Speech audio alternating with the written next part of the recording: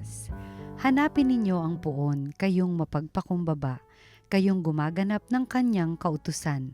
Hanapin ninyo ang katwiran at iyon ang inyong gawin.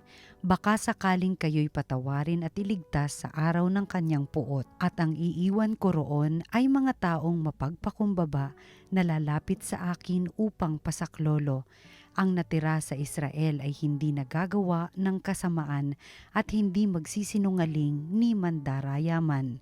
Uunlad ang kanilang buhay at magiging panatag at wala silang katatakutan. Ang salita ng Diyos. Salamat sa Diyos.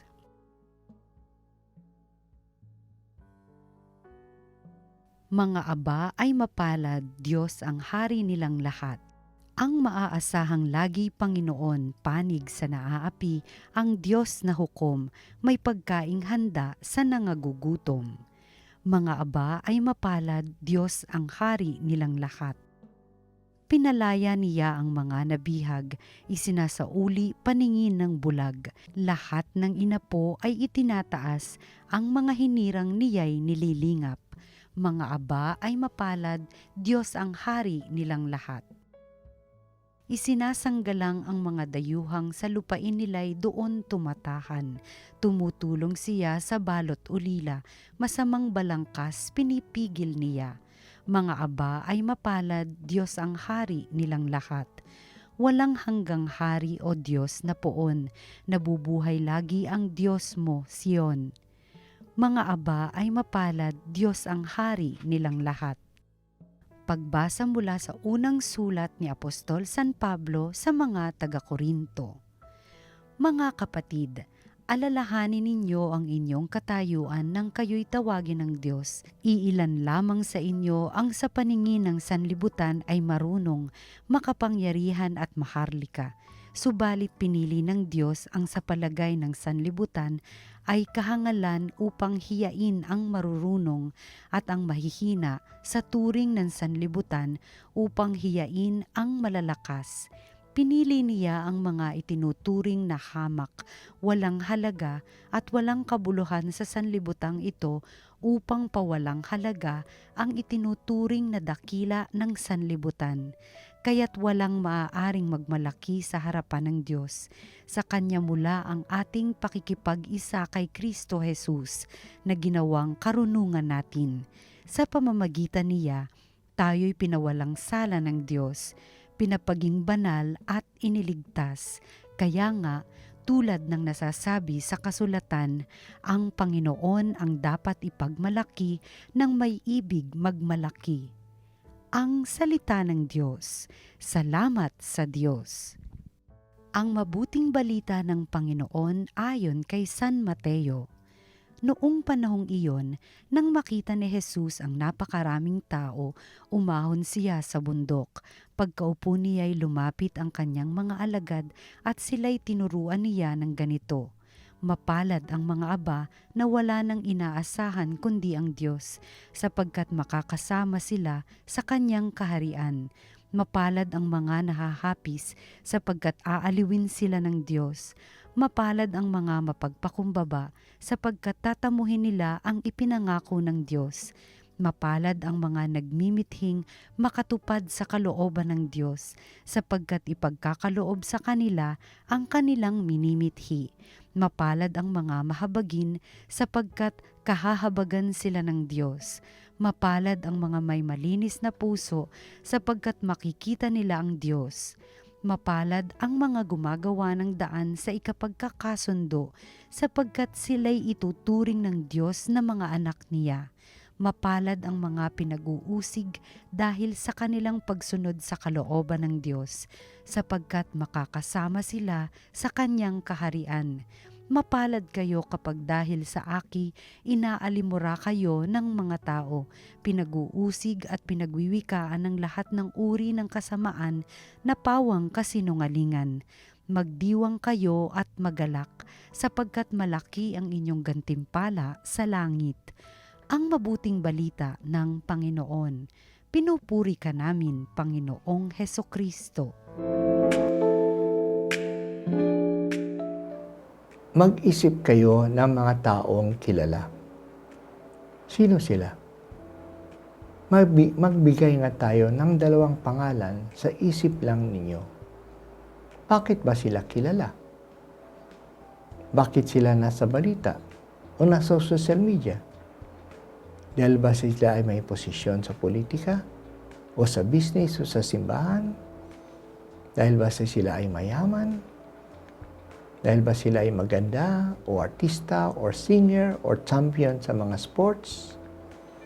Sila ay naging sikat dahil sa mga ito. Marami sa atin may lihim na hangarin na maging tulad din nila. Sana maganda din ako. Sana may posisyon din ako. Sana mayaman din ako. Pero masaya ba ang mga ito? Kung masaya sila, bakit hindi sila kontento? Mayaman na naging kasama pa na sa korupsyon. Nakatikim na ng posisyon, ayaw nang bumaba. Inaangkin ng kanyang pamilya ang posisyon sa gobyerno, kaya may political dynasty. Ilang taon na lang silang nakaupo at hindi naman umuunlad ang lungsod. Pero gusto pa rin nilang umupo. Gwapo naman at maganda pa ang asawa. Bakit nagkahiwalay? Bakit nagpapatayan ang mga mayayaman at makapangyarihan? Bakit may maraming broken family sa kanila? Isa lang ang ibig sabihin nito. Hindi sila masaya. Ano ang nagpapasaya sa buhay? Ang tunay na kaligayahan at hindi pansamantala o panandalian lamang? Nagsisigawan habang nagtutubada ang manok. Pero pagkatapos tahimik na. Ilang oras na kasiyahan habang nag-iinuman. At tapos masakit ng ulo. Numulutang ang ulo at damdamin habang high sa droga at pagkatapos wala na. Hindi naman yan tunay na kasiyahan. Ang Diyos na may likha sa atin ang may alam kung paano talaga tayo magiging masaya. Pinapaalam niya ito sa atin sa kanyang salita. Kaya mahalaga sa atin ang Biblia kung saan matatagpuan ang salita ng Diyos na nakasulat. Ito ay gabay natin sa ating buhay. Sinasabi sa atin kung ano ang tunay na kaligayahan at paano ito mapapasa atin. Ang kaligayahan ay wala sa kadakilaan. Sinabi ni San Pablo sa ating 2 pagbasa na hindi naman tayo dakila o marurunong ayon sa pamantayan ng mundo. Nung tinawag tayo ni Jesus na makilala siya, mga ordinaryo at maliliit na tao lamang tayo. Pero tayo pinagpala na makilala si Jesus at makiisa sa kanyang kaligayahan. Tayo'y tinuturuan ni Jesus ng mga paraan na magdadala sa atin ng kaligayahan. Yan ang mga Beatitudes o mapapalad na ating narinig sa ating Ebanghelyo. Mayroon 8 kalagayan na nagbibigay ng kaligayahan. Anong mga yon? Ang pagiging dukha, ang tumatangis, ang mababang loob, ang naghahangad sa katarungan, ang pagiging maawain, ang may malinis na puso, ang nagsisikap para sa kapayapaan, ang pinag-uusig. Ano? Magdadala ito ng pagpapala? Mapalad ang mga ito? Liligaya ba sila sa ganitong mga sitwasyon? Iniiwasan nga natin ang mga ito kasi nagpapahirap ito sa ating buhay. Paano nagiging paraan ito para sa kaligayahan? Nagiging masaya ang mga tao sa ganitong kalagayan kasi kikilos ang Diyos sa piling nila. Ang mga nasa ganitong kalagayan ay hindi pababayaan ng Diyos. Na-attract ang Diyos sa panig ng mga taong nasa ganitong sitwasyon. Ang kaligayahan niya ay hindi dinadala ng masakit o malungkot na kalagayan nila, tulad ng pagiging dukha o pagtatangis o pag-uusig sa kanila. Ang kaligayahan nila ay dahil sa ganitong mga sitwasyon, nandoon pa rin ang Diyos na kumikilos at nakikiisa sa kanila. Mapapalad ang mga taong dukha na walang inaasahang iba kundi ang Diyos, sapagkat mapapasa kanila ang kaharian ng Diyos. Dahil wala na silang iba pang maaasahan kundi ang Diyos, isasama sila ng Diyos sa kanyang kaharian. Mapalad ang tumatangis, ang umiiyak, ang nalulungkot, aaliwin sila ng Diyos. Hindi matitiis ng Diyos ang taong nalulungkot. Mapalad ang mga mababang loob. Mamanahin nila ang lupa. Sila ang maiiwanan sa lupa. Pero ang mga mayayabang, ang matatalino, ang mayayaman, silang ipapatapon sa labas ng lupain. Mapalad ang nauuhaw at ang nakikibaka para sa katarungan. Ipagkakaloob ng Diyos na makatarungan ang kanilang hinahangad at ipinaglalaban. Talagang mapalad ang mahabagin. Kahahabagan din sila ng Diyos na mahabagin. Kung ano ang tinatakal natin sa iba, yan din ang itatakal sa atin. Magiging masaya ang mga may malinis na puso. Makikita nila ang Diyos. Na-appreciate ng mga taong dalisay ang puso at hangarin ang mga magandang bagay na ginagawa at binibigay ng Diyos. Ituturing ng Diyos na Kanya ang mga kumikilos sa kapayapaan. Malapit sila sa Diyos.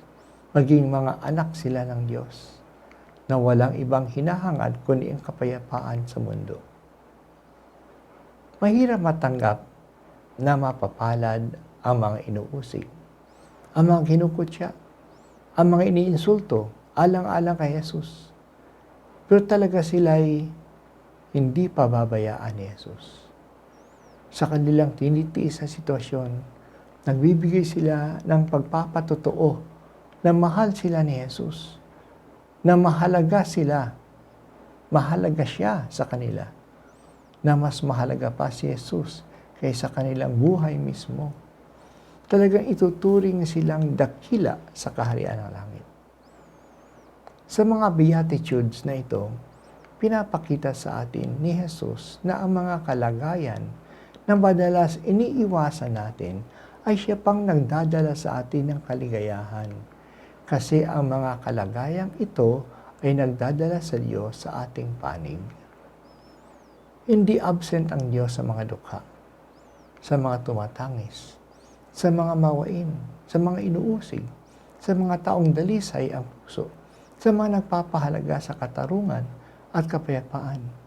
Sumasa kanila at kumikilos ang Diyos sa kanilang piling kaya sila nagiging mapalad. Hindi attracted ang Diyos sa mga mayayaman, sa mga magaganda, sa mga makapangyarihan, at sa mga marurunong. Maaring sikat sila sa mata ng tao, pero hindi sa mata ng Diyos. Anumang kaligayahan na nararanasan nila ay mababaw at hindi permanente. Sa halip, nagbibigay ang Diyos ng kaligayahang tunay sa mga taong maliit na walang ibang inaasahan kundi ang Diyos. Diyan siya kumikilos sa kanilang piling.